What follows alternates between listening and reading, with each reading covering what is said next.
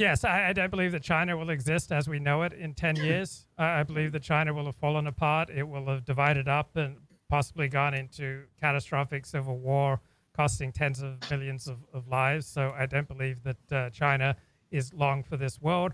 I do not believe we'll be living in a multipolar world. I believe that we'll be living in even more of a unipolar world than we're living in now.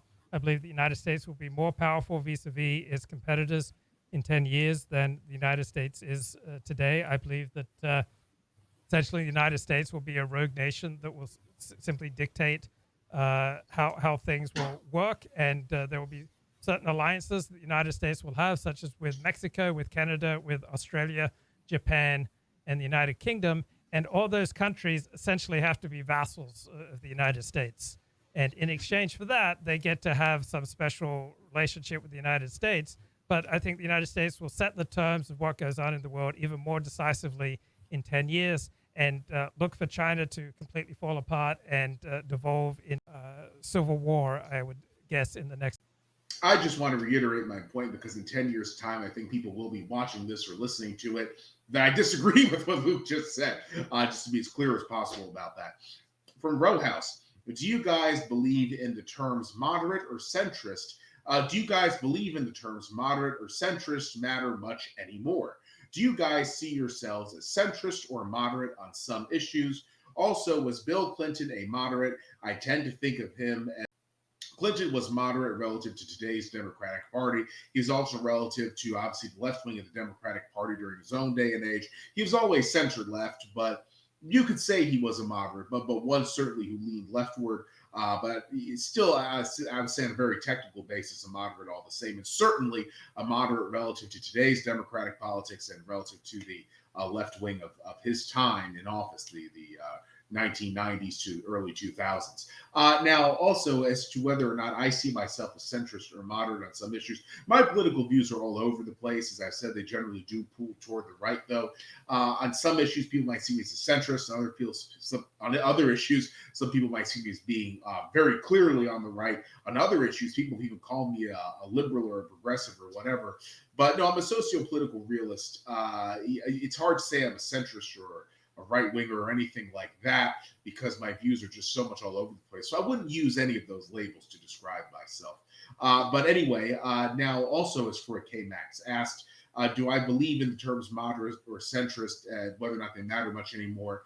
They matter in the sense that people, particularly left leaners, who don't want to think of themselves as Bernie Sanders supporters, they will call themselves moderates.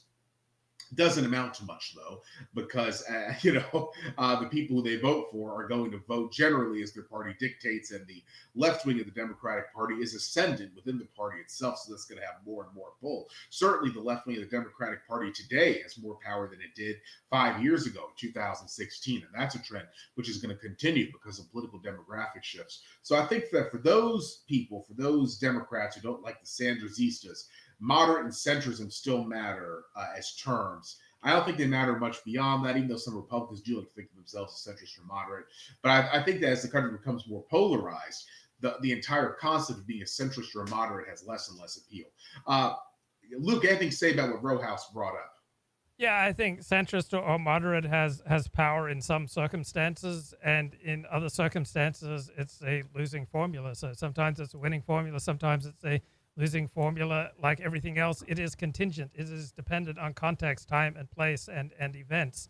So a moderate centrist stand may look magnificent one moment and look like weak tea the next moment because events have changed. But one through line that I see is that you should not engage in rhetoric or behavior that energizes and arouses your opposition more than it energizes and arouses your supporters. So I saw that Trump did a lot of things that energized and aroused his opposition more than he energized and aroused his supporters, and that's why Trump lost. Trump lost the 2018 and the 2020 elections by losing the suburbs by 2%. And I think that's the problem. And I think that the alt-right flamed out by doing things that titillated their supporters. They fired up their opponents to a degree that was absolutely unfathomable to the alt-right, and the alt-right got absolutely crushed because they didn't think about the consequences of what they're doing. So you could blast music from your window like late at night and have complete disregard for your neighbors, but there are probably going to be negative consequences to that. So you can treat your neighbors badly 1 minute and you think, yeah, I got away with that because I'm such a powerful person, but you have no idea of the whirlwind that you may be reaping through energizing your opposition.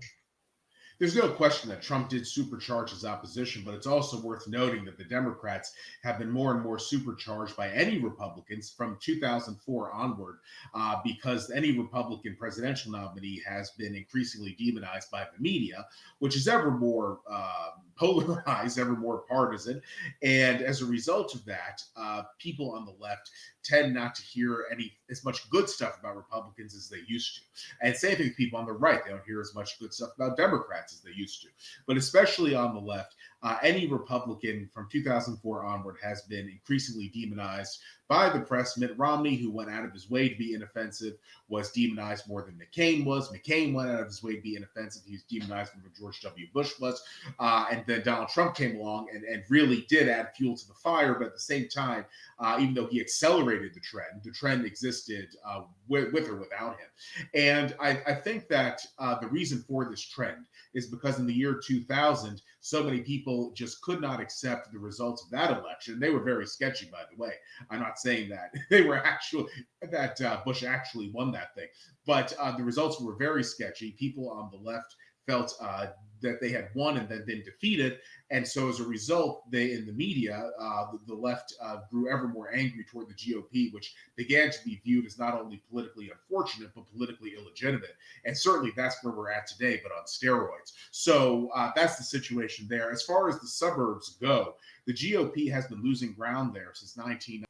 And Trump just accelerated the trend of a lot of the same people who voted against him, either literally 2016 or by proxy in 2018, or literally again in 2020. A lot of them were on the fence with the GOP to begin with. There was more and more people you saw in the media who were leaving the GOP from the time of McCain onward, because it was getting too partisan, too nasty, too mean toward Barack Obama.